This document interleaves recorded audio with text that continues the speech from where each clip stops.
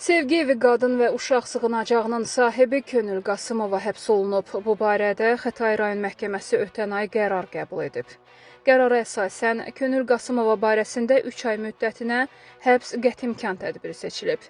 Ona qarşı Cinayət Məcəlləsinin 133.2.1-ci 2 və ya daha çox şəxsə qarşı və ya girov götürülən, yaxud uğurlanmış şəxsə qarşı və ya sifarişlə törədildikdə 133.2.3-cü bir qrup şəxs, qabaqcadan əlbir olan bir qrup şəxs, mütəşəkkil dəstə və ya cinayətkar birlik tərəfindən törədildikdə 133.2.4-cü təqsirkar şəxs üçün aşkar surətdə yetkinlik yaşına çatmayan, habelə köməksiz vəziyyətdə olan şəxsə qarşı törədildikdə 133.2.6-cı işgəncə verməklə törədildikdə maddələri ilə ittiham irəli sürülüb.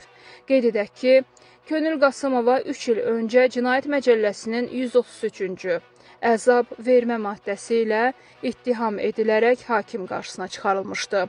Həmin vaxt ona Sabunçu rayon məhkəməsinin hökmü ilə 2 il müddətinə azadlıqdan məhrum etmə cəzası təyin edilmişdi.